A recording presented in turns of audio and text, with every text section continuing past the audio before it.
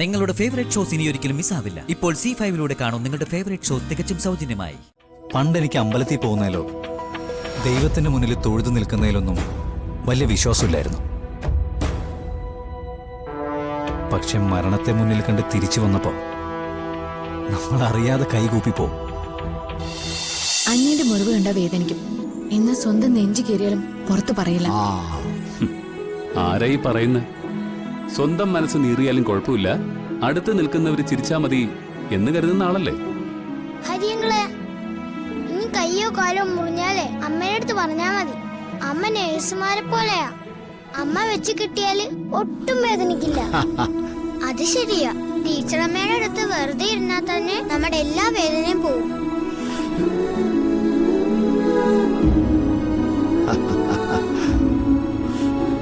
ഹരി,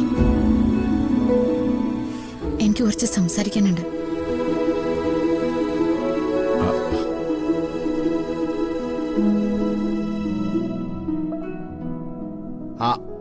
അതെ മക്കളെ, നമുക്കൊരു കാര്യം ചെയ്യാം. പുറത്തെ നല്ല നിലാവുണ്ട്. നമുക്ക് ചുമ്മാ പുറത്തോട്ട് പോയി നിന്നിട്ട് ആകാശത്തിലെ ചന്ദ്രനെയും നക്ഷത്രങ്ങളെയും നോക്കിയിരിക്കാം. ഇന്ന് യുറേനസിനെ കാണാൻ പറ്റുന്ന ദിവസം ആണോ? അപ്പൊ യുറാനസ് ഏതാ? വാ, നമുക്ക് പോവാം. വാ.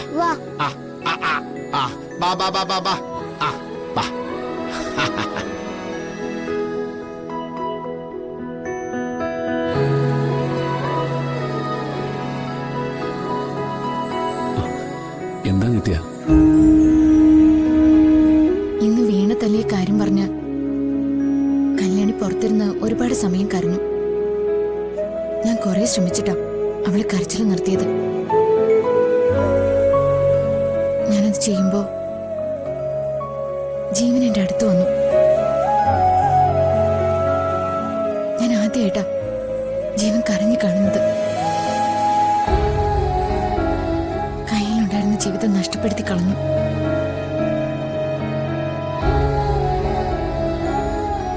ഇനി അത് തിരിച്ചു പിടിക്കാൻ പറ്റില്ലല്ലോ എന്ന് പറഞ്ഞ് എന്റെ മുന്നിൽ നിന്ന് ഒരു പോക്ക് പോയി.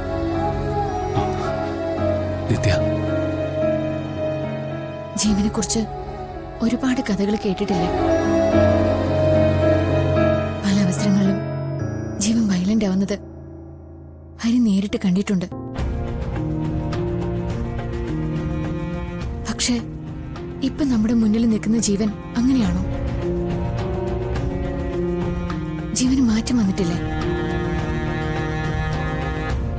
ഹരിക്കത് തോന്നുന്നില്ലേ?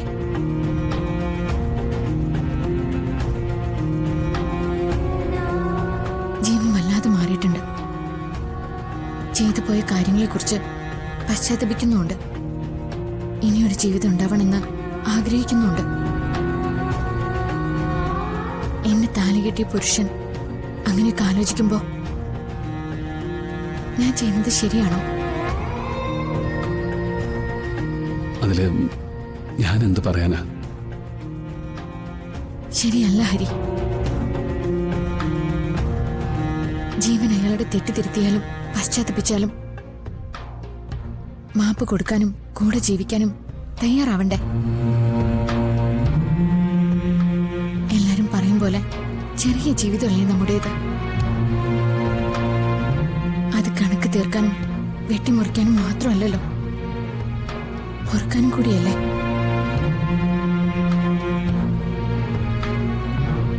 ജീവൻ ഒന്നിച്ചുള്ള ഒരു ജീവിതത്തിലേക്ക് ഞാൻ തിരിച്ചു പോയാലും ഹരി എന്നോട് ദേഷ്യപ്പെടരുത്.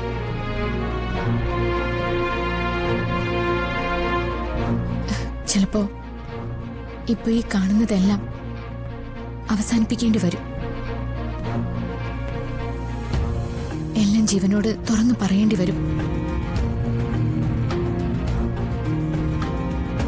ഇതാദ്യം ഹരിയോട് തന്നെ ഞാൻ പറയേണ്ടത്. നമ്മളെല്ലാം പറയുന്ന സുഹൃത്തുക്കളല്ലേ?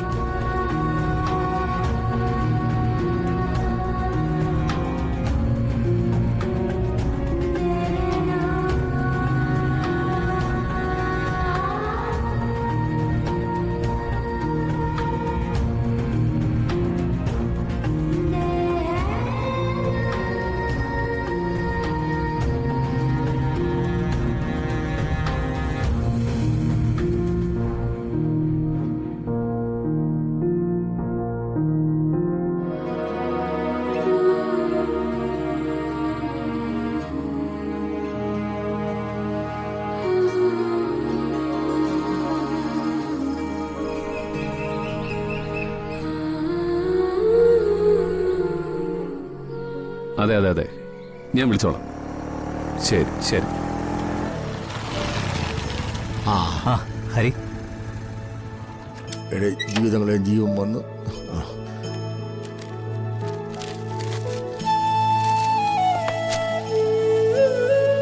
ഒരു കാര്യം പറഞ്ഞിട്ട് പെട്ടെന്ന് പോകാന്ന് കരുതി.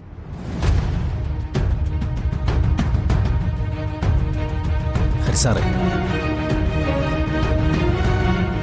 ഞാൻ എൻ്റെ ജീവിതത്തിലേക്ക് തിരിച്ചു വന്നപ്പോൾ എന്നെ ചികിത്സിച്ച ഡോക്ടർ കൂടാതെ ആദ്യമായിട്ട് എനിക്ക് കൈ തന്ന ആള് ഹരി സാറ്.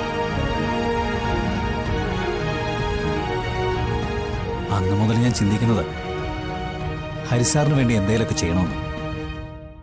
ഒരു സമ്മാനം വാങ്ങിത്തരാന്നൊക്കെ പറയുന്നത് ചെറിയ കാര്യമാണ്.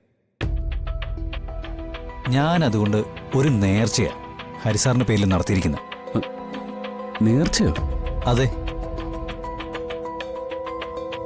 ആ ഹരിസാറേ, പണ്ടെനിക്ക് അമ്പലത്തിൽ പോകുന്നതിലോ ദൈവത്തിന്റെ മുന്നിൽ തൊഴുതു നിൽക്കുന്നതിലൊന്നും വലിയ വിശ്വാസമില്ലായിരുന്നു. പക്ഷെ മരണത്തെ മുന്നിൽ കണ്ട് തിരിച്ചു വന്നപ്പോ നമ്മൾ അറിയാതെ കൈകൂപ്പിപ്പോ.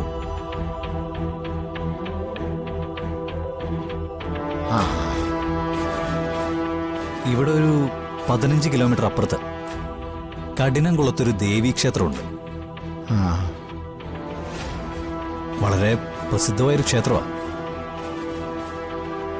ഹരിയോ അമ്മാവനോ അവിടെ പോയിട്ടുണ്ടോ? ആ, അല്ല, കഠിനംകുളം ക്ഷേത്രവും ഇല്ല, പോയിട്ടില്ല. ഓ ശേ, വിശേഷപ്പെട്ട ഒരുപാട് ചടങ്ങുകൾ നടക്കുന്ന ക്ഷേത്രമാണ്. ആ. ദേവിയുടെ മുമ്പിലുള്ള വിഷുക്കണിയും വിഷു കഴിഞ്ഞുള്ള ആഘോഷങ്ങളൊക്കെ വളരെ പ്രസിദ്ധമാണ്.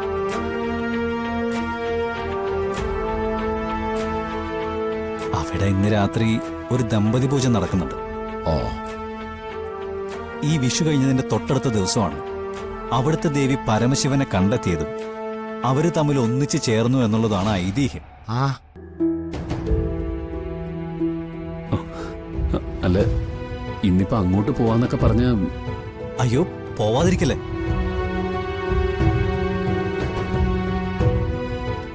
അവിടുത്തെ ഒരു വിശ്വാസം അനുസരിച്ച് ദേവീനടയിൽ നമ്മൾ പേരെഴുതി ചേർത്ത ഒരിക്കലും അത് മുടക്കാൻ പാടില്ല. ഡൗൺലോഡ് ചെയ്യൂ C5 ആപ്പ്. കാണൂ എല്ലാ എപ്പിസോഡുകളും സൗജന്യമായി.